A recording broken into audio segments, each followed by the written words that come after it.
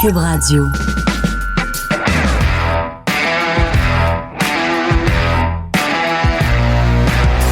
Mesdames et messieurs, bonjour, bonsoir et bienvenue à un autre épisode des Antipodes de la lutte, épisode du 27 février. Pat Laprade, KR, Kevin Raphaël. Yes, sir!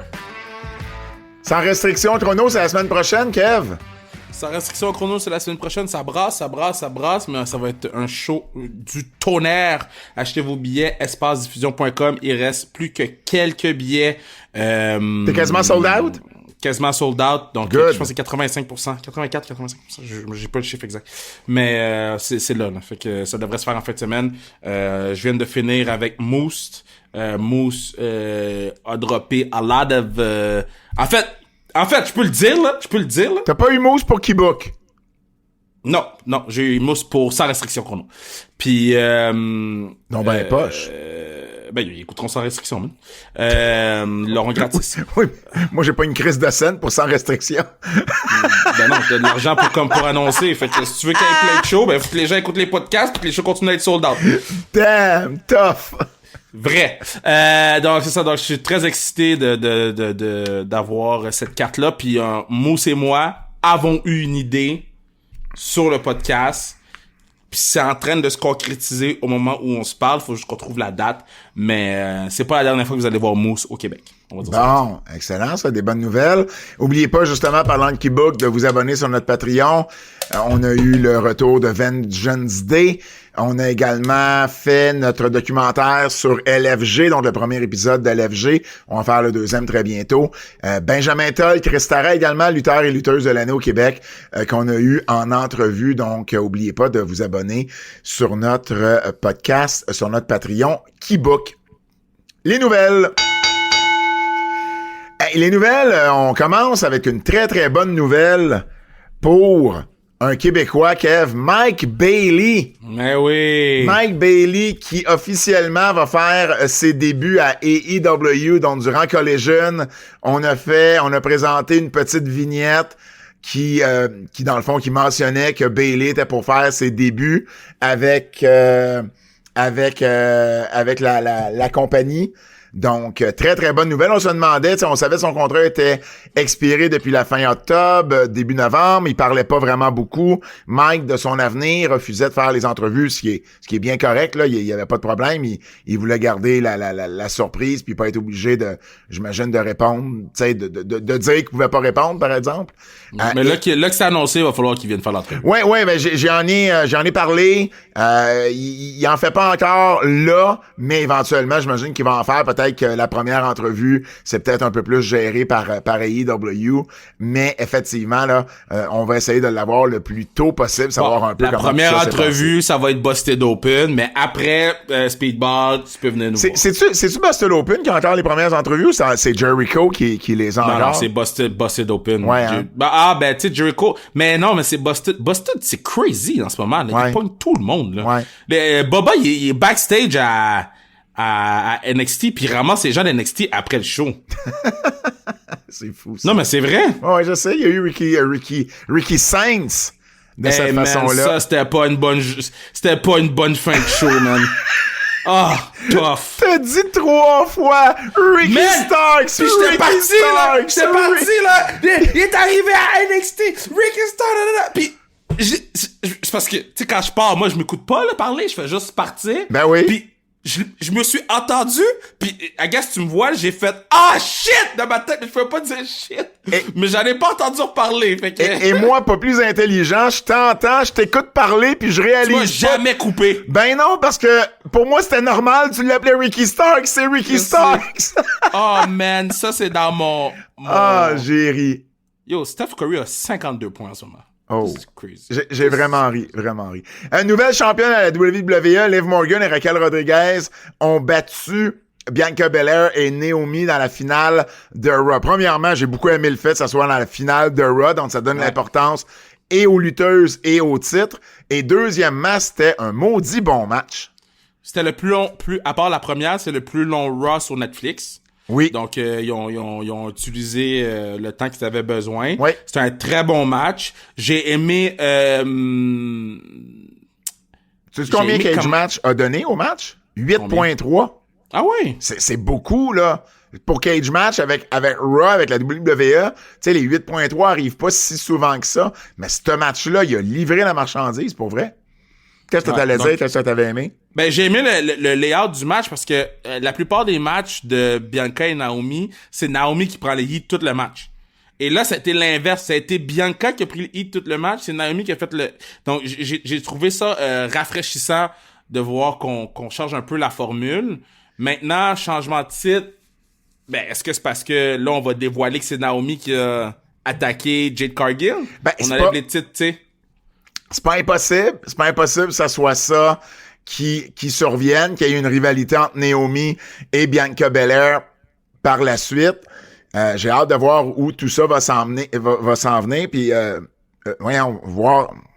C'est rendu que Caroline, on dirait que je fais un AVC. C'est parce que t'es vieux. Varnouche. C'est parce que j'ai essayé, Truth, j'ai essayé de faire un rot, de cacher un rot en même temps que je parlais, puis ça m'a complètement déstabilisé. Je reviens à ce que je disais. On va voir où tout ça va mener. Moi, la question que je me demande, c'est est-ce qu'il y a un lien peut-être avec le jugement dernier qui arrête pas de dire on a besoin d'un nouveau membre? Parce que c'est revenu encore. Je pense pas que c'est Bianca ou whoever qui est nouveau membre, là. Un heel turn de Bianca Belair, moi, ça fait longtemps que je veux ça. Non, ça va pas dans le jugement dernier. Moi, le nouveau membre du jugement dernier, c'est Malakai Black, là.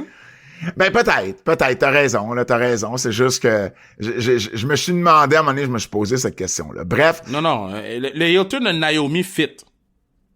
Ben, il fit, mais t'imagines, c'est Bianca Belair qui était juste tannée de Jade Cargill. Même, je trouve pas que ça fit parce qu'elle a pas bénéficié que Jade Cargill soit blessée. Ouais. Tu sais, Naomi, elle a bénéficié que Jade Cargill soit taking out. Je pense que je suis teinté par le fait que je voudrais voir Bianca Belair travailler heel. Règne de 177 jours de la part de Naomi. Et ben en fait, Bianca Belair, son règne est de 177 jours. Avec Naomi, c'est 73 jours. Et il y avait eu 104 jours précédemment avec Jade Cargill. Et les états financiers de TKO de la WWE sont sortis, dont les états financiers de 2024. Et on a vu des revenus pour TKO de 2,8 milliards. Ouais. Avec un profit net de 6,4 millions. Par contre, le chiffre qui est intéressant, c'est ce qu'ils appellent en anglais le EBITDA, là, EBITDA, qui sont les revenus avant intérêt, taxes et l'amortissement. Et ça, c'est 1,25 milliard pour 2024. Imagine. Juste pour le 6 points, c'est 6 points combien? 6,4 millions. C'est pour le 6.4, là, c'est à cause du settlement avec, settlement de la UFC. Exactement, qui est de 375 millions. Ouais. Donc, c'est ça qui fait, mal. Ça, c'est sans compter les frais d'avocat, parce que quand tu checkes la section de frais d'avocat, c'est ridicule, là. C'est pas, c'est 400 millions juste pour les avocats. Imagine. Je checkais ça, puis j'étais comme... Ouais, c'est fou, ça. Je sais que les biens me coûtent cher dans la vie, là, mais comme... Tout ça? C'est fou.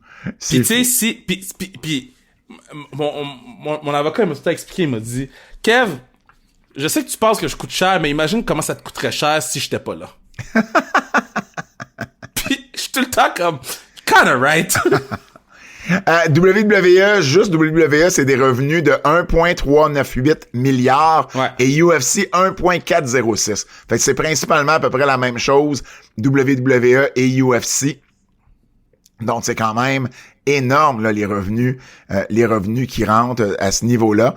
Le 4e trimestre de 2024 a été moins élevé pour la WWE parce que les droits médias, tu sais, on le sait dans le dernier droit, là, les droits médias ont été moins, en fait, la WWE a moins chargé, ou en tout cas, ils ont moins reçu d'argent de USA, entre autres, parce que ça se terminait.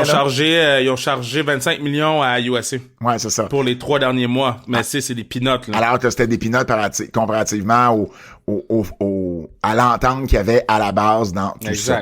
Donc, les revenus de la WWE, c'est 866 millions pour les droits médias et les revenus là, liés aux droits télévisuels et tout ça. C'est 866 millions. T'imagines? Sur 1,4 milliard. c'est plus que la moitié juste en droit de télé, là. C'est complètement fou, ça. L'autre ligne que je trouvais extrêmement importante, ouais. c'était l'argent de l'Arabie Saoudite. Ouais, ben là, l'argent de l'Arabie Saoudite, l'an prochain, pour 2025, ils ont juste un pay-per-view de planifié. Et alors, ils s'attendent à avoir à peu près 55 millions de moins. Par contre, en 2026, ils ont annoncé qu'ils s'attendaient à avoir 3 PLE en Arabie Saoudite, dont le Royal Rumble. Alors, probablement que ça coûte plus cher le Royal Rumble aussi, là. Ben, probablement qu'ils vont avoir un petit peu plus que le 55 millions habituellement qu'ils ont à ce niveau-là. C'est 338 millions pour les événements live. Donc, il y a presque plus de house show, mais tous les événements, là, quand ils sont sur la route, c'est des revenus 338 millions. 83 millions en commanditaires et 111 millions en produits, en vente de produits dérivés. Ouais. Donc, c'est quand même, ils ont de l'argent, là. Ils ont de l'argent, mais moi, tu sais, le 6 millions qui reste à la fin, là. Ça, c'est TKO, c'est pas juste WWE. Non, c'est à cause du UFC. Je sais, mais ce 6 millions-là qui reste à la fin, c'est la preuve que tu peux en faire un fuckload d'argent. Tu vas en dépenser un fuckload aussi. Ben oui, mais là, il arrive... Oui, mais c'est une poursuite comment t'appelles ça en français, le antitrust, l'anti-monopole. Oui, c'est sûr que c'est spécial pis ça arrive pas à toutes les années. Non, là, mais ça reste que plus tu fais de l'argent, plus t'es exposé à ce genre de situation-là. Non, c'était intéressant. J'étais vraiment content de rentrer là-dedans. Oui, non, absolument. Mark Shapiro. Ils ont parlé de la boxe aussi beaucoup. Ouais, ben c'est ça. Mark Shapiro, il a également dit, donc le VP là, ou en tout cas l'un des exécutifs là chez TKO, il a dit une couple d'affaires. Il a dit premièrement que le deal avec Peacock et la WWE se terminait en mars 2026. Donc après ça, les droits du network au complet aux États-Unis vont peut-être aller sur Netflix. Oh, ça devrait être. Tu comprends, tu sais, il va avoir quelque chose qui va se passer à ce niveau-là. Il a également dit que Ross sur Netflix aux États-Unis avait augmenté de 13% d'avec les codes d'écoute sur USA Network de l'an dernier. Il a dit que CW voyait énormément, tu sais, le potentiel avec NXT, puis tu sais comment NXT avait grandi avec les codes d'écoute également. Et puis, ils ont parlé de la boxe, effectivement. Ils ont dit, en fait, qu'ils étaient en train de travailler sur un projet où il y aurait une ligue de boxe qui serait en Arabie Saoudite, où ce que ça serait TKO qui aurait des points dans la compagnie et qui s'occuperait aussi de la faire rouler. Alors, on en avait déjà parlé, mais ce qui va dans, c'est les sports de combat, là. C'est arts martiaux mix, c'est lutte, puis c'est la boxe. Ah, mais eux, ils ramassent tout, là. Ils s'en foutent, là. Ouais. WrestleMania 42, officiellement, on en a parlé la semaine dernière, c'était la rumeur. Le Rock a confirmé le tout vendredi dernier à SmackDown. WrestleMania 42 sera à Nouvelle-Orléans. Kev, dans quel stade ça va avoir lieu? Ah, ça aussi, je l'ai bien. J'ai fait... T'as fait un Hulk Hogan de toi-même. Hey, God damn, man! Qu'est-ce que tu fais? Damn! Yeah! Là, faut que j'aille me laver. Dis pas des affaires de même. T'as dit sur Netflix. T'as dit au Silver Dome. J'ai vraiment fait un Hulk Hogan de voix. Je l'ai dit. Puis, ben, je me suis rattrapé tout de suite, là. Oui. Mais, je sais pas qu'est-ce qui m'a pris. Mais parce que quand je traduis, j'essaie vraiment de faire mot pour mot. Fait que quand je savais que The Rock s'en allait vers ça. Fait que j'ai tellement vu la clip de Hogan qui se trompe que mon subconscient pense que le Silver Dome est à... Ça, c'est drôle. J'ai ri. Ouais. Les 11 et 12 avril en Nouvelle-Orléans 2026, donc un petit peu plus tôt, une semaine à peu près plus tôt que cette année. Et puis, ben, c'est la troisième fois, ça va être la troisième fois en 12 ans qu'on présente WrestleMania en Nouvelle-Orléans, après WrestleMania 30 en 2014 et WrestleMania 34 en 2018. Sonya Deville a parlé de sa libération de la WWE. Ouais.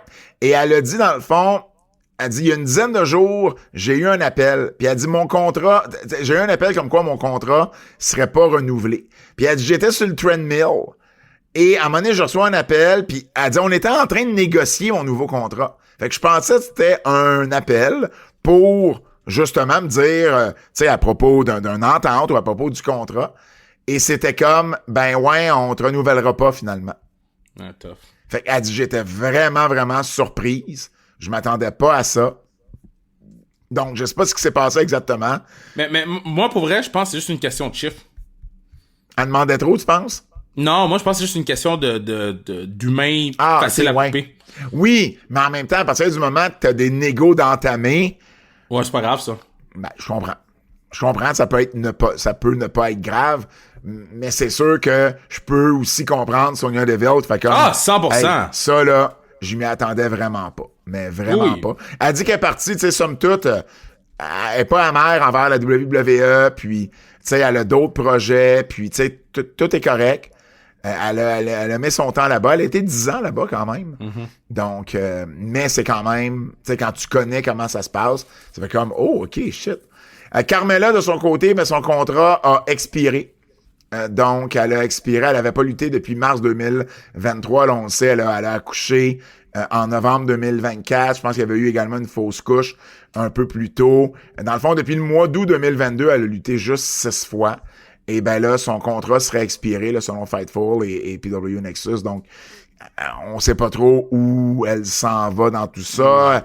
Je pense pas que... Je pense que c'est juste une question, elle est pas prête à revenir, fait qu'on va pas la payer pour si elle est prête à revenir. Moi, je pense que c'est plus ça, là, parce que reste que son chum est là. Son mari est là.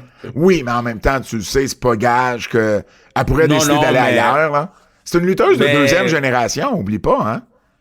Tu savais pas?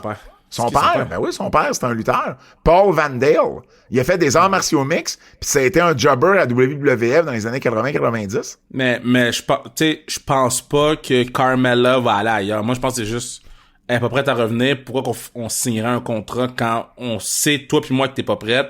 Quand tu vas être prête, on va se rasseoir puis on va regarder ça ensemble. T'imagines ça allait manager Big Bill à AEW? Je vais même pas entertain ça. Mais tu comprends pourquoi je parle de Big Bill? Ben oui, je sais. OK, c'est beau.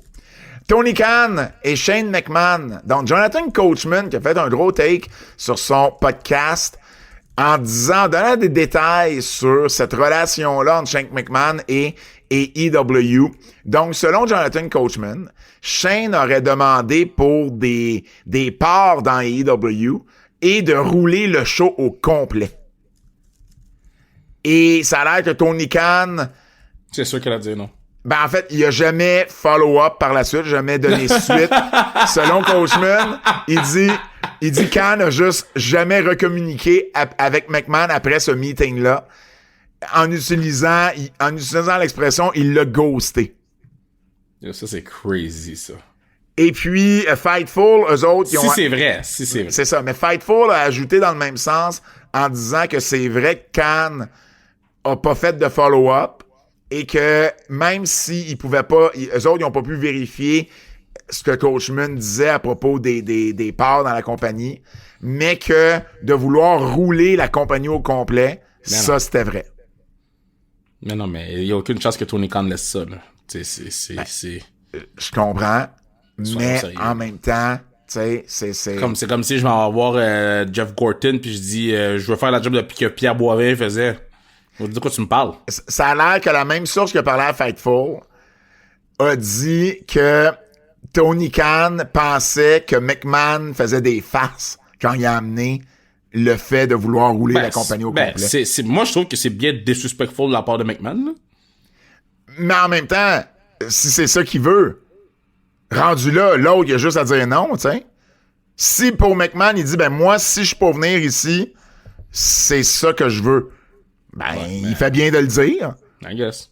Tu sais, rendu là, l'autre, il a le droit de dire non. En fait, on sait juste pas s'il a dit non ou s'il a juste pas répondu, tu sais. Bref, voilà du côté. Fait que, tu sais, je pense pas que McMahon pis Tony Khan, ça va se donner, finalement. Il y a également un premier match 5 étoiles pour une promotion nord-américaine, Kev. Je parle évidemment des étoiles de Dave Meltzer. Je te fais... je me suis amusé. Il y a 4 matchs 5 étoiles et plus jusqu'à présent cette année. Donc, 5.25, le match de Kenny Omega et Gabe Kidd à Wrestle Dynasty. Mhm. 5 étoiles à New Japan The New Beginning, Yota Tsuji contre Gabe Kidd. Donc, Gabe Kidd a quand même 2 matchs 5 étoiles cette année.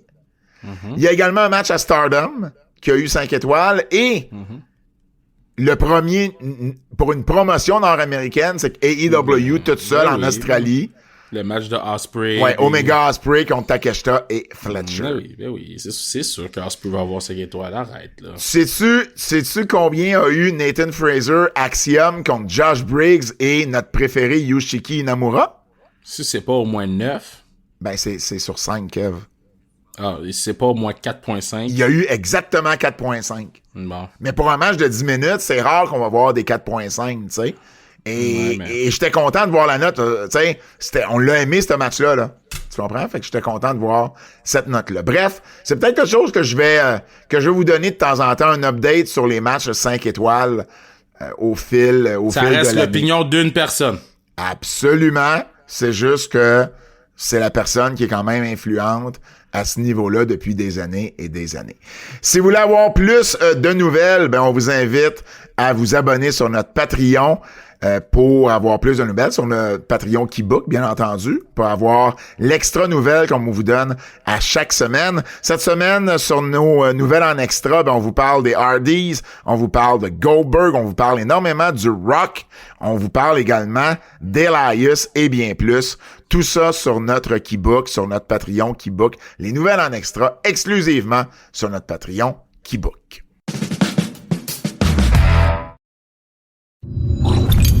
Lutte québécoise. Lutte québécoise. On recommence. Lutte québécoise. Laissez pas tranquille. Lutte québécoise, Kev, retour sur Battle War, si tu le veux bien. Oui. Battle War, c'était dimanche. Dimanche dernier, ça a été, c'est toujours de bons shows, là, à Battle War. Ça a pas déçu non plus. Cette fois-ci, les VIP qui ont gardé leur titre par équipe contre les Wonder Boys avec Casey Diamond dans une cage à requins. Mais je savais pas qu'on avait ça au Québec. Alors, imagine-toi donc, tu sais, une genre de cage en hauteur, là. Ouais. Oh, ouais. Ben, il y a un promoteur de la FCL à Shawinigan, Jesse Auger, qui a une cage comme ça. Et il l'a loué à Battle War pour l'occasion. Donc, message à tous les promoteurs, là, il y a ça qui existe au Québec. Je savais pas, puis des fois, ben ça peut ajouter, tu sais, comme là, ça, ils ont super bien utilisé la cage en plus. Évidemment, Casey a réussi à s'en sortir, puis tout ça, mais ils l'ont vraiment, vraiment bien utilisé. C'est en aluminium, ça se démonte super bien, c'est léger. Et pour vrai, ben je trouvais ça cool. Oui, je trouvais ça cool qu'au Québec, on avait ça comme accessoire. Donc, avis aux promotions, contactez Jesse Auger de la FCL si jamais vous voulez avoir accès cool. à cette cage-là. Mon oncle Saint-Jacques a battu Kevin Gray. Benjamin Toll a battu Chris Tara dans un match qui opposait le lutteur et la lutteuse de l'année au Québec. Zach Patterson a battu Triple X, en fait, Sexy Eddie, avec l'aide de Leon Saver. Il y a également le champion des Faux-Fun électriques, Michel Plante, qui a battu Matt Falco. Et ben finalement, dans la finale, ben il y a Benjamin Toll qui a battu Junior Benito. Donc, Benjamin Toll qui veut avoir une chance, encore une fois, au titre de Thomas Dubois. Le prochain événement, c'est le 23 mars. Donc, dimanche, le 23 mars. Si vous n'avez jamais vu Battle War, je vous encourage beaucoup à le faire. NSPW, c'est ça samedi, donc 1er mars, NSPW, qui fait un show au Centre Horizon. Le championnat de la NSPW va être en jeu. Pee-Wee va affronter Dylan Donovan. Il y a également Chris Tara qui va défendre son titre Junior Heavyweight contre Benjamin Toll, donc 2 fois en 2 semaines pour Chris Tara et Benji. Jason Gray va avoir son premier match à la NSPW depuis son arrivée en janvier face à Michel Plante. Il y a également Marco Estrada et Zach Patterson, les champions par équipe, qui vont affronter le South Shore Wrecking Crew et le PAC dans un match triple menace. Lou Farrell va affronter Toxic. Stu Grayson contre Matt Angel. Ça, c'est un match qui pourrait voler le show. Pour vrai, là, 2 des meilleurs au Québec. Et bien plus, entre autres, un défi de bras de fer entre Claude Malone et Audrey Moreau. Ça commence à 19h30 avec l'avant-show, 20h pour l'événement principal.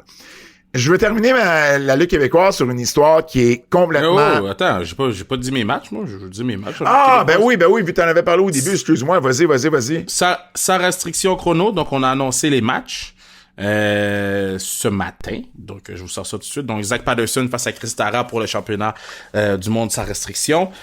Donc, ça va être notre main event. Très heureux pour Chris Tara, qui a gagné le tournoi au dernier show. Donc, il a cette chance-là. Kevin Blanchard va défendre son titre face à Donovan Dijak, son titre héritage face à Dijak et Benjamin Toll. Donc un match 3 chemins pour le titre héritage. Moose va affronter Marco Estrada, donc champion X-Division Moose, et celui qui va affronter Obafemi va affronter... Puis c'est nice, Moose sur le podcast il a parlé de la... Oh non, il me l'a juste dit à moi. Oh, je vais m'échapper. Queen's Gambit va affronter les Wonder Boys et Azael. Donc, notre premier match trio à sa restriction chrono. Sur Queen's Gambit, c'est Lo Farrell, Giovanni et Matt Falco. On a Michel Plante et Frankie the Mobster va affronter Mitch Thompson et sa blonde Heavy Rocks. Donc, j'ai hâte de voir ça. Le couple le plus haïssable du Québec contre deux des gars les plus over du Québec. Et finalement, dans le tournoi, on a un lutteur surprise, donc lutteur mystère, ancien de la WWE. On l'a vu beaucoup à NXT, on l'a vu beaucoup à SmackDown. Donc, je vous laisse deviner. Danny Leo va être là. Je sais c'est qui, right? Non, Sean Martel, Mathieu Saint-Jacques, Michael Styles, Jack Saunders et Kevin Great dans le tournoi. Donc, plusieurs nouveaux visages. Donc, ça sera que ça. C'est quoi tes matchs de tournoi? On va pas annoncer de match. J'ai annoncé les participants. OK. Puis les matchs, on va les dévoiler pendant le show. Fait répète-moi l'indice que t'as donné pour le lutteur invité, le lutteur mystère. On l'a vu beaucoup à NXT, on l'a vu beaucoup à SmackDown, puis ça j'ai dit. Mais c'est un ancien WWE, donc il peut être WWE, naturellement. Genre quelqu'un qui a été releasé récemment. Non. Ah non? Man, j'ai aucune idée de qui tu parles. Je veux terminer Ligue Québec. Puis tu sais, juste dire, là, parce que là, j'ai vu sur le Patreon, il y a des gens qui disent Baron Corbin ou India Road ou whatever. Soyez intelligents, OK? Puis c'est pas vous êtes calme, mais juste mettez-vous dans mes... Si c'était eux autres, tu l'annoncerais. Ben oui, au prix qu'il me coûte, je l'annoncerais. La personne qui vient, je la dépanne. Elle est jamais venue à Sans Restriction? Jamais venue à Sans Restriction, puis okay. c'est un énorme coup de chance que cette personne-là ait de la business à faire ici. Puis j'ai dit, ben, viens faire mon show en même temps. OK. Je paye le billet d'avion. OK. On va se parler tantôt. Je vais terminer sur une histoire invraisemblable. Puis je me permets d'en parler parce que, ben, tu sais, il en parle quand même à plusieurs personnes, puis c'est pas mal connu de tous les vestiaires de lutte. Mais nous pas dans la merde, là. Ben non, absolument pas. Mathieu Saint-Jacques, récemment, ou la semaine dernière, en fait. Ben, la semaine dernière. Ouais, c'est ça. La semaine, pas la semaine qui vient de passer, là, l'autre semaine d'avant. Il est sur la route, et à un moment donné, il zone out. Il est dans sa tête, là, il est dans sa bulle, puis tu sais, il continue à conduire. Et il y a un accident avant lui, je pense, où le trafic ralentit sur l'autoroute, et il roule à 100 km/h, et il rentre dans le derrière d'un 18 roues. À 100 km/h. Ben non. Parce que c'est pour ça que je le raconte, il n'y a rien d'illégal là-dedans. Là. C'était pas un excès de vitesse, il était pas en boisson, rien, c'était dans le jour. Il est tombé dans sa tête à un moment donné, là. Puis ça arrive à tout le monde. Ça arrive à tout le monde. Puis là, il est rentré dans le derrière d'un 18 roues à 100 km/h. À ce moment, évidemment, le char est perte totale, le coussin gonflable a parti et tout. Il se rappelle pas de ce qui s'est passé après l'incident, mais une fois rendu à l'hôpital, ils l'ont examiné et il y avait rien. Rien. Il est parti sur ses 2 pieds de l'hôpital quelques heures après. Ça, le médecin a dit quelque chose comme « Je peux pas croire que ce monsieur-là vient d'avoir ce type d'accident-là. » Puis qui s'en va sur ses 2 pattes quasiment tout de suite après. Et il a lutté il a lutté une couple de jours après, là. Il a un petit peu mal à l'épaule, puis c'est tout. Il est vraiment chanceux, là, puis lui-même réalise qu'il est très chanceux, là, parce que, je veux dire, ça aurait pu être fatal, là. C'est un accident qui était à 100 km/h, tu sais, t'arrives dans le derrière d'une vanne, c'est pas la vanne qui va avoir des dégâts certains, là. Alors, bref, Écoute, cette histoire-là m'a été contée dimanche et j'ai comme fait, mais ça se peut pas. Ça se peut pas que ça soit toi qui me conte ta propre histoire, là. C'est impossible, tu comprends?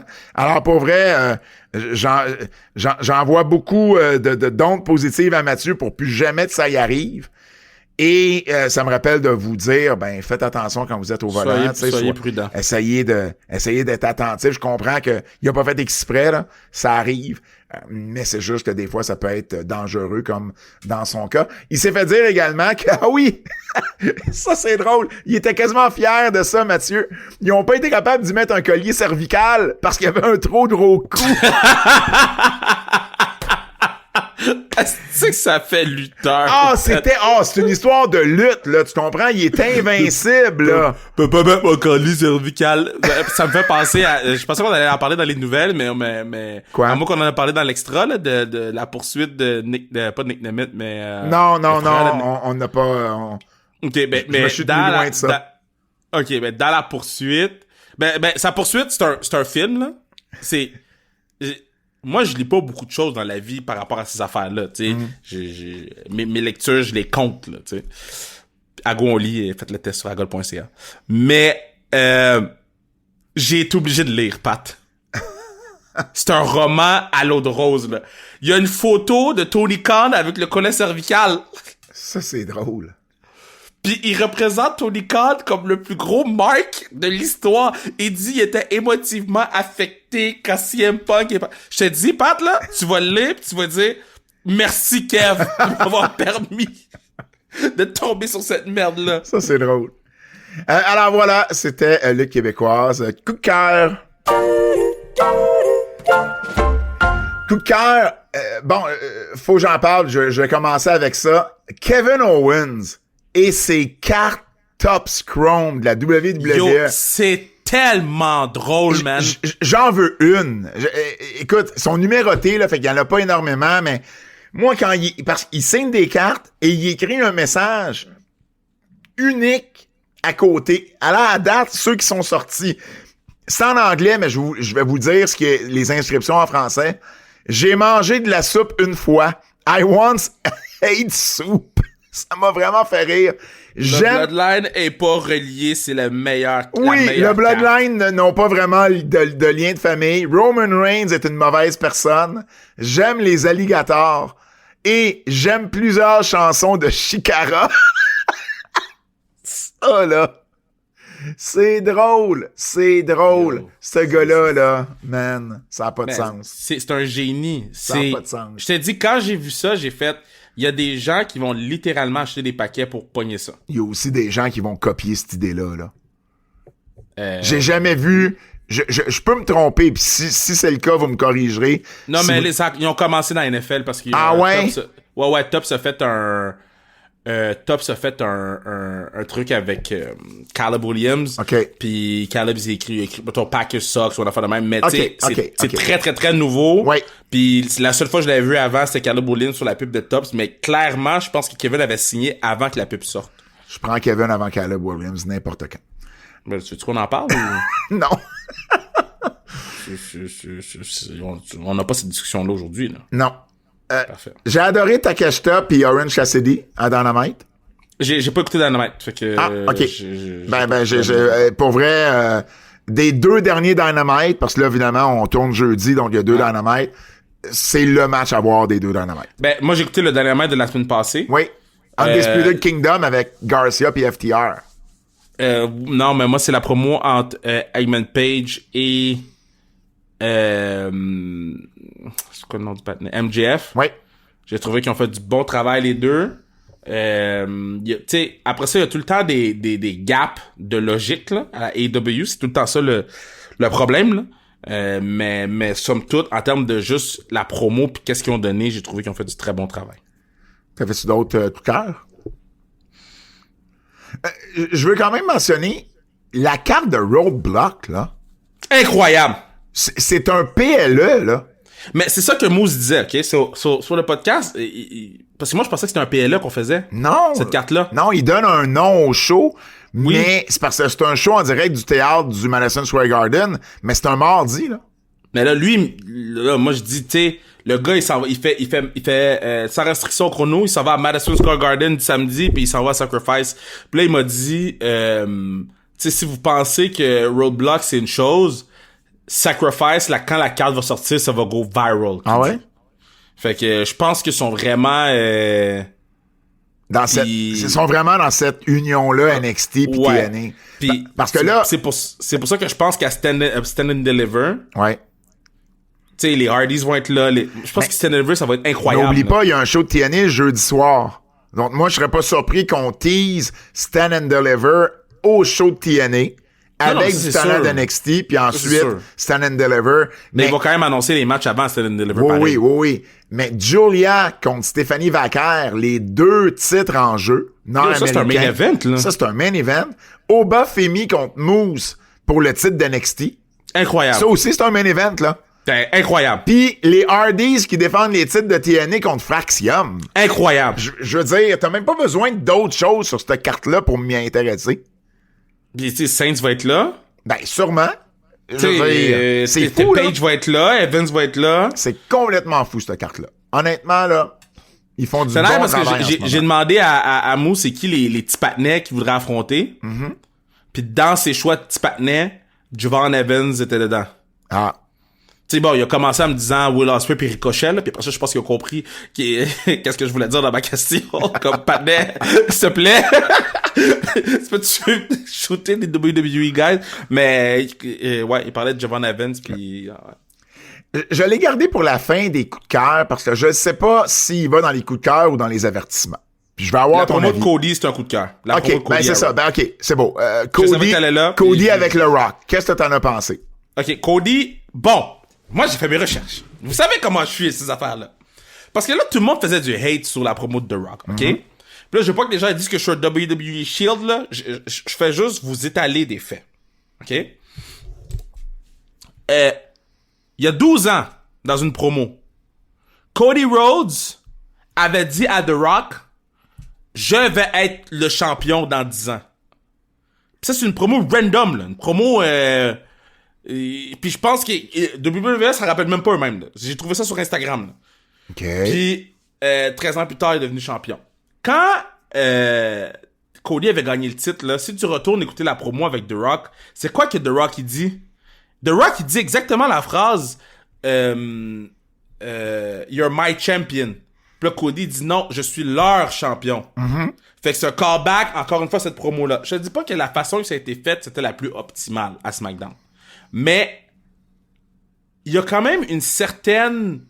Il y a un fil conducteur, là. Parce que quand The Rock a dit... Tu checkeras... Puis retournez écouter cette promo-là d'après WrestleMania.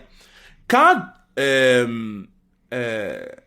Cody dit « Je suis champion des gens », on dirait que... Regardez la face de The Rock, il fait comme « Oh shit ». Puis il penche la tête un peu, puis il fait comme « Ah, ben tu pourrais devenir mon champion ». Mais il le dit pas verbalement, mais tu comprends que c'est ça. Oui, mais la promo d'il y a 12 ans, ils nous l'ont pas montré, ça. Non. Mais c'est pour ça que je te dis, je pense même pas que ça rappelle les autres. Moi, je me rappelais pas de cette affaire-là. Là. OK. Mais tu peux pas... Mais tu peux pas me donner... Je dis pas c'est ça que tu fais, mais j'ai l'impression que c'est ça que tu fais.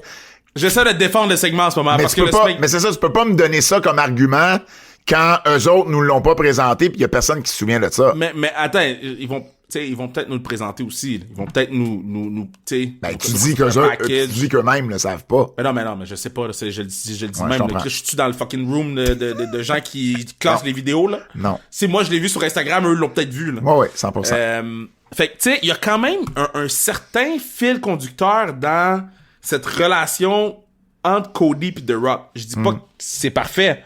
Je dis pas que la promo de 26 minutes, c'était la chose à faire vendredi. Par contre, Cody l'a tellement bien ramené lundi. Il l'a centré, la promo. Puis quand il a parlé de son père, il faisait de l'argent dans sa soixantaine.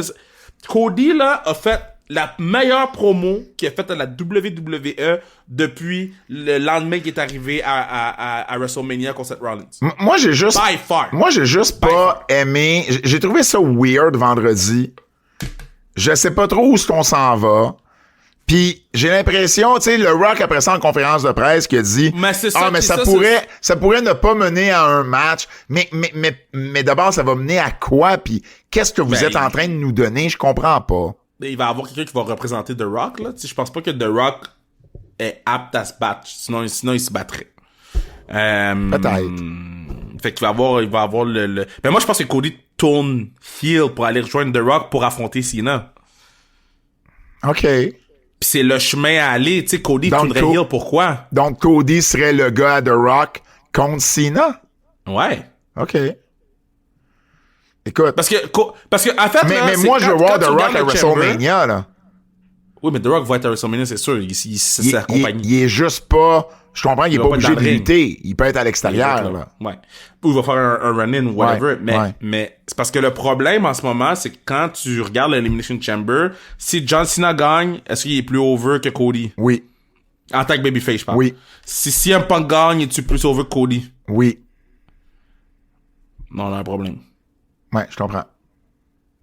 OK, mais tu vois, je veux pas faire l'avocat du diable. Je veux pas avoir l'air du gars qui défend le bouclier de WWE, mais quand tu t'assois puis que t'enlèves tout le bruit Twitter puis le bruit des gens qui s'offusquent à tout là, puis tu regardes qu'est-ce que ça pourrait donner, où ça pourrait mener, j'ai peut-être pas raison. Mais moi j'aime mieux voir Cena Cody en heel que Cody Cena Cody babyface. Puis Cody bat Cena à WrestleMania.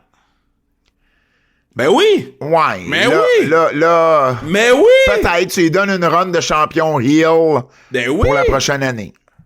Ouais. OK. Puis après ça, babyface Roman prend la belt, monsieur. OK, je suis pas en désaccord avec ça. Heel Cody là peut nous amener à WrestleMania l'année prochaine. Ouais, si c'est ça, oui. Mais c'est parce que le Rock est associé au Bloodline. Fait que là, il s'associerait avec Cody. Il est pas associé au Bloodline. C'est le final boss. Non, mais il est pas... Mettons, là, depuis qu'on l'a revu, là, il a pas été associé au Bloodline. La seule fois qu'on a vu... Ben non, arrête. À Netflix, il a donné le collier à Roman. C'est quand il a mis le Hula Fala à Roman, mais... tu sais. Ben oui, mais c'était le mois passé. Non, mais on l'a pas vu. Qu'est-ce que je veux dire? C'est qu'on l'a pas vu associé au Bloodline. On voit même pas le Bloodline. Ben non, mais ça, t'as raison qu'on voit peu le Bloodline ensemble. Il est pas comme associé, là. Jimmy fait ses affaires. Ouais. Jay fait ses affaires. Sammy fait ses affaires. Puis le seul temps qu'on les a vus ensemble, le Bloodline de Roman, c'était à Vancouver. Sinon, tout le monde est sur son île, là. OK. Island of Relevancy. On va voir ce qui va se passer. Avertissement. Moi, j'ai trouvé ça drôle quand le patinet a dit... Je parlais avec Harry Emanuel, pis j'ai trouvé ça condescendant. Ben oui, c'est sûr. C'est sûr. Ah, c'était bon, là. C'est sûr. Ben, tu sais, les gens étaient comme, moi, mais pourquoi qu'il dit cette affaire-là? Je suis comme, yo, c'est le truc le plus condescendant quand quelqu'un de riche dit qu'il parlait à une autre personne riche, pis qui dit que t'es propriétaire de cette affaire-là de riche. Avertissement. Avertissement. Ce segment pourrait contenir des critiques négatives. OK. Le moonsault de Tiffany Stratton vendredi dans son match contre Candice LeRae. Elle a manqué sa shot, puis il n'y a aucune des deux à l'extérieur qui s'est avancée pour l'attraper. Te rappelles-tu qu'Henri Mysterio, il a failli se tuer quasiment, puis que Logan Paul, qui a pas beaucoup d'expérience, s'était avancé puis il l'avait attrapé. Là, Tiffany, là, ça aurait pu être dangereux, puis ça arrive, là, mais j'ai même pas vu une des deux essayer de l'attraper. Je trouvais ça un peu ordinaire. Nia Jax, tu sais, on a parlé beaucoup en bien d'elle récemment, mais son Vader Bomb vendredi, là, elle a pas osé s'asseoir comme faut sur elle. Ouais. Fait qu'elle s'est retenue. C'est parce que t'es pour faire ce move-là pis t'es pour te retenir, ça va mal paraître. Ouais. Ça va mal paraître. Faut que tu le fasses pour que ça ait l'air d'avoir mal. Sinon, t'as l'air de la fille qui a mis un break. Fait que c'est pas cool. OK. Je vais finir avec SmackDown. SmackDown, ça s'est un peu moins donné vendredi. Mais je regardais pour le fun les ratings sur Cage Match. Oh, Cage Match a été tough, Kev. Mais moi, je le sais. Mais... J'ai même pas parlé. OK. Mais je vais juste dire, sais-tu combien ils ont donné à DIY et Pretty Deadly? Coup de careless. 2.46. Je suis comme fait, ça c'est l'angle où on a vu les Street Profits arriver à la fin puis détruire toutes les équipes. Je comprends que le match comme tel, c'est peut-être pas donné, mais moi j'ai aimé l'angle des Street Profits heel qui viennent passer un message à toute la division par équipe. Je pense que toi aussi t'as aimé ce bout-là. Non, moi j'ai adoré j'adore ce que les Street Profits font en ce moment, autant les promos vidéo que mais tu sais, Cage Match, si c'est un pay-per-view, je porterai attention, mais pour un show de télé de même. Ben, pour moi, si tu portes attention pour un pay-per-view, tu portes attention pour un show télé. Ben non, pour un pay-per-view, le pay-per-view est basé sur la qualité des matchs. Alors que la télé, c'est plus sur les histoires. C'est les histoires. Ouais, je comprends. T'as-tu vu la situation avec Thunder Rosa, Megan Bayne et Penelope Ford et EW? Vas-y. OK. Fait que Thunder Rosa vient pour sauver Chris Statlander, pour faire le save sur Chris Statlander. Et là, t'as Megan Bayne puis Penelope Ford qui sont dans le ring. Et elle arrive avec une chaise. Elle fait son run-in avec une chaise. Et eux autres, ils backent pas. Ils restent dans le ring. À un moment donné, elle swing avec sa chaise. Ils reculent même pas. Au point qu'elle a arrêté, elle a comme fait semblant. Elle les a juste menacés, tu sais, de donner un coup, puis ils ont même pas reculé. Et là, elle a expliqué après qu'il y avait eu un problème où je pense, en fait, elle a expliqué que bon, il y avait eu un problème de communication, puis Fightful a rapporté que ça serait le producer qui aurait peut-être pas bien dirigé le talent avant pour le segment. Puis c'est correct, là, puis ça arrive, puis ça se peut, ça. Mais admettons, là. Mais attends une minute. J'ai assez d'expérience dans ce milieu-là que s'il y a quelqu'un qui rentre avec une chaise, puis qu'on m'a pas dit de sortir du ring, puis que la personne rentre avec une chaise, puis qu'elle vient pour me soigner, puis je suis heel, puis qu'elle est babyface, puis elle fait un run-in, m'a sortir du ring à partir du moment où tu viens pour me soigner avec une chaise. J'ai pas besoin de me le faire dire. Exact. Et c'est ça que j'ai trouvé whack, je pense, au final. Penelope Ford a quand même une certaine expérience, là. Elle arrive pas de nulle part, là. Juste avant que j'oublie, là, parce que je l'avais dans pas avertissement, là. R-Truth, Ouais. c'est un trésor national. Quand il a fait le genre de arm drag ou whatever, là, son passement, whatever, puis qu'il a compté le 1-2 sur Carmelo Hayes, Ouais. puis quand il a tagué Il a voulu taguer le Miz. Je peux pas, moi, ces affaires-là. Moi, là, je peux pas. Fait que c'était excellent. Ben, c'est tout. Moi, j'avais pas d'autres avertissements. On n'a pas eu une mauvaise semaine de lutte, là. Ouais. Pour vrai, j'ai pas trouvé que ça avait été notre meilleur SmackDown, là, depuis qu'on fait Netflix. Mais c'était pas un tu sais, t'auras pas 100% des shows exceptionnels. Mais c'est juste que j'ai pas trouvé que c'était une mauvaise semaine de lutte. Raw bien été. Puis Dynamite a été correct. Ouais. A été correct. C'était pas une mauvaise, mais c'était pas une extraordinaire non plus. Il y a rien d'historique, là, mais Non. il y a rien de dramatique non plus, là. Non. Prédiction. Prédiction, Elimination Chamber, Rogers Center, l'ancien Skydome, Toronto, ce samedi, dès 19h. On va être là sur Cole Netflix. Caulfield a marqué son plus beau but en carrière. Bon, tant mieux pour lui. Donc, grosse carte, Elimination Chamber, nos prédictions, Kev. Trish Stratus et Tiffany Stratton contre Nia Jax et Candice LeRae. Ah, c'est Tiffy puis... Tiffy puis Trish, hein? Ouais. T'as-tu entendu Mandy Rose parler de Tiffany Stratton? Non, qu'est-ce qu'elle a dit? Elle a dit qu'elle avait volé sa ligne de dire... Ah, oui, j'ai entendu cette affaire-là. Je me rappelle plus c'est quoi la ligne. Elle a accusé de voler une de ses lignes. Et Tiffany Stratton a juste répondu, je trouve ça triste que pour essayer d'être encore relevant, elle soit obligée de dire ça. Non, mais ça, là, je trouve ça wack parce que la façon que Mandy Rose l'a dit, c'était genre en joke, là. C'était pas genre non, moi je l'ai pas vu en joke en tout ça. Mais moi, je l'ai vu en genre pince sans rire. Ah, mais moi c'est pas de même, je l'ai vu. Ok. Bon. Mais peut-être t'as raison, là. Je dis juste avant moi je l'ai vu. Kevin Owens contre Sami Zayn dans un match non sanctionné. Yo, man. Ben, ça va être Kevin. Je pense avec Kevin. Puis, ma mère, elle va être là-bas, là, à Toronto. Ouais. Puis, ma mère va prier pour eux. Tu sais, faut parler à ta mère sur le podcast la semaine prochaine. OK. Je veux qu'on parle à ta mère.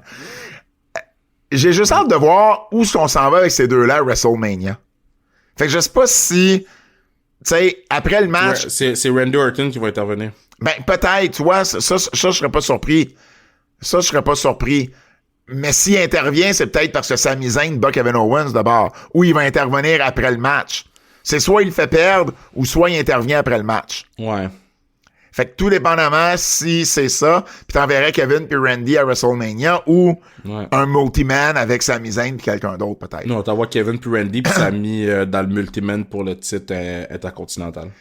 La chambre d'élimination du côté féminin, Bianca Belair, Naomi, Liv Morgan, Bayley, Alexa Bliss, Roxanne Perez.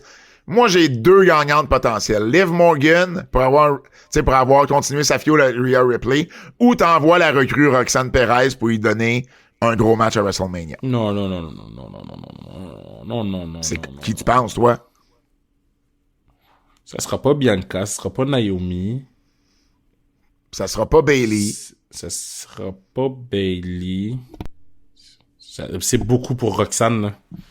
Mais moi, j'y crois Roxanne, là. Moi, j'y crois que Roxanne. Moi, je vais le donner à Roxanne. Moi, je pense pas que ça va être Alexa Bliss non plus. Fait qu'il reste Liv Morgan puis Roxanne. Ah, ça va être Alexa Bliss, en fait. Ah, OK. Moi, c'est Morgan ou Roxanne. Ouais, mais ça va être Alexa Bliss. Du côté masculin, John Cena, CM Punk, Drew McIntyre, Seth Rollins, Logan Paul, Damien Priest. On s'entend, c'est John Cena. Pour les raisons qu'on a mentionnées tantôt. Ouais. Et puis, ben évidemment, Cody Rhodes va être là pour répondre pas au défi, mais à la proposition du Rock. Puis t'as vu que Travis Scott va être là? Je sais pas. Ouais, ils ont annoncé que Travis Scott était pour être là, live à Toronto, samedi. Ah ouais? Ouais. Man, ça a rendu body, là, avec Travis Scott. Ben, c'est lui qui fait le thème du show. Moi, si Travis Scott est là, est-ce que Drake va être là? Oh! Ça serait bon pour Drake de sortir puis de se faire applaudir à la maison puis que tout le monde le voit. Mais est-ce qu'on a déjà vu Drake à un show de la WWE? Je sais pas. Ben non, c'est ça, je me demande. Mais pour Drake, là, Drake a besoin d'être vu. Puis il vient d'annuler sa tournée en Australie. OK. Drake a besoin de se faire applaudir un petit peu, là. Le quiz. On n'a pas ce jeu de match? C'est l'heure du quiz.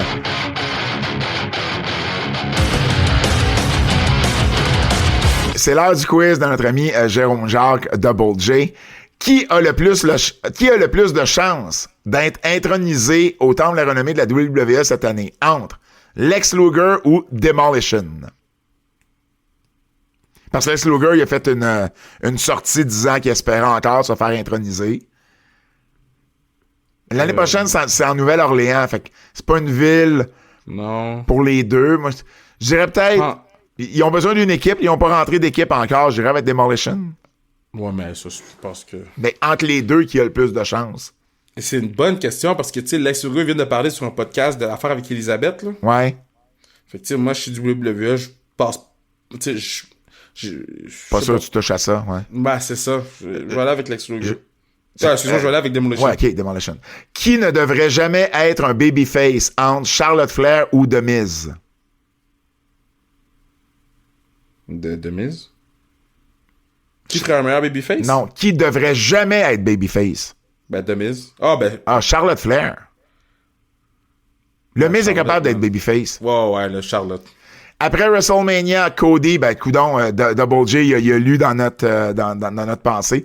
Est-ce que Cody, après WrestleMania, va être heel ou babyface? Ben, si vous avez écouté le reste de l'émission, ça va être heel. Merci beaucoup, Jérôme. Et on termine tout ça avec ça ou ça? Ça ou ça, yeah. C'est ça qui est ça, ou ben danser ça.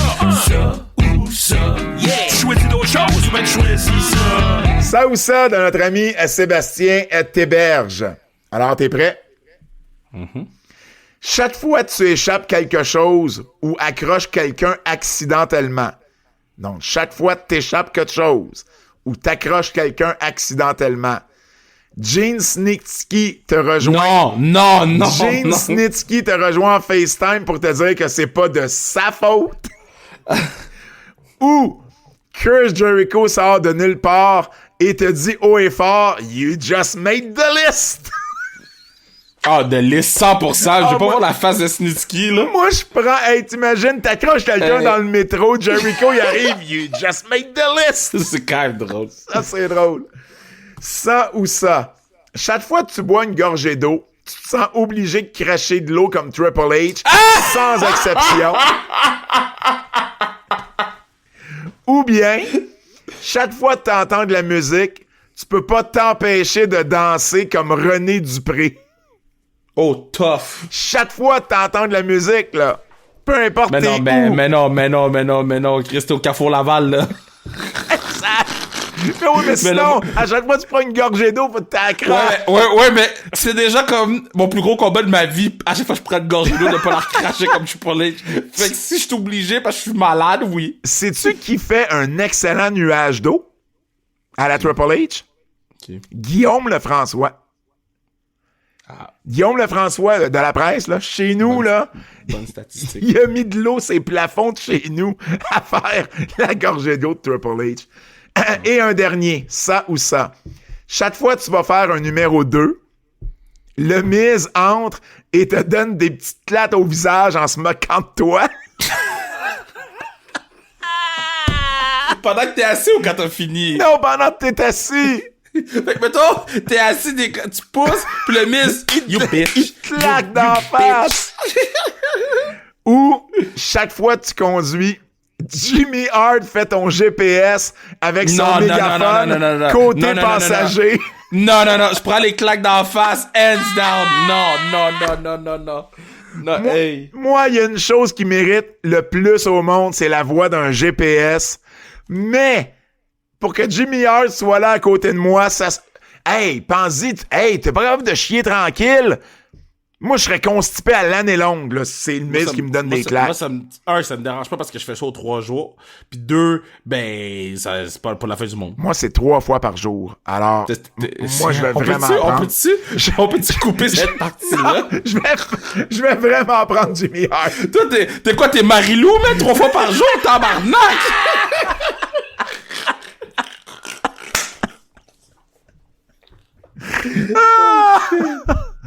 Oh, wow!